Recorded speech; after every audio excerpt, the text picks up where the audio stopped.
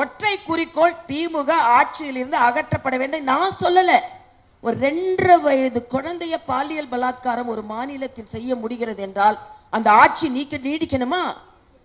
அங்க நாங்குநேரியில பட்டியலின மக்கள் 2 பேர் கொலை உண்டு இருக்கிறார்கள். இப்படிப்பட்ட ஆட்சி நீடிக்கணுமா? திமுக நிர்வாகி வெளியே தான் இல்ல, பிளைட்ல போனாலும் சும்மா இருக்காங்களா? பிளைட்ல பாலியல் பலாத்காரம் செய்து அதற்காக திராவிட முன்னேற்ற கழக நிர்வாகி கைதாகி இருக்கிறார்கள். எங்கேயும் எந்த கட்டுப்பாடும் இல்லைங்க. மக்கள் மிகுந்த சிரமத்தில் இருக்கிறார்கள். அதனால் எங்களது ஒற்றை குறிக்கோள் திமுக அகற்றப்பட வேண்டும்.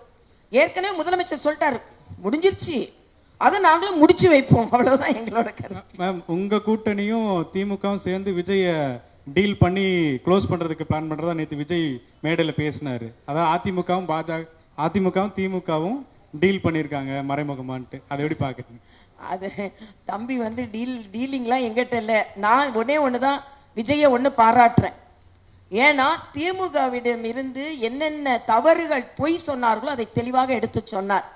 அது நீட்டா இருக்கட்டும், விவசாயிகளுக்கு மானிய விலை கொடுப்பதாக இருக்கட்டும், பெண்களுக்கு கேஸ் மானியம் கொடுப்பதாக இருக்கட்டும், அதெல்லாம் தெளிவா சொன்னார். அதனால அவரின் திமுக எதிர்ப்பு கருத்தை நான் வலிமையாக ஏற்றுக்கொள்கிறேன். மக்களும் அதை வலிமையாக ஏற்றுக்கொள்வார்கள். அது டீலு ஸ்டீல் எல்லாம் ஒன்றும் கிடையாது. அது தம்பிக்கே தெரியும். சும்மா பேசணும், விளையாட்டா பேசுறாரு, அவ்வளவுதான்.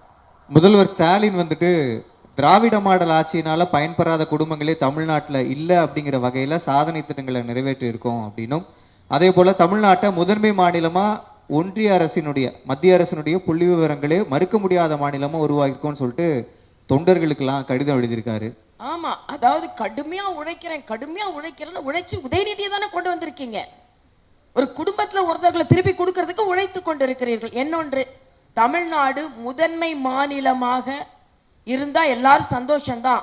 ஆனா முதன்மை மாநிலமாக ஆவதற்கு தமிழர்களின் உழைப்பு, தமிழர்களின் ஈடுபாடு, தமிழர்களின் அறிவாற்றல், தமிழர்களின் சுறுசுறுப்பு, இதுதான் காரணமே தவிர ஸ்டாலின் நிச்சயமா காரணம் அல்ல.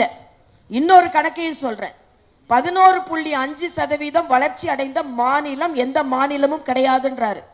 இதுல மத்திய அரசின் பங்கு முழுவதுமாக இருக்கிறது. இங்கே தொழில் முனைவோர் அதிகமா இருக்கிறதுனால பொருளாதாரத்துல மேம்படுறோம்.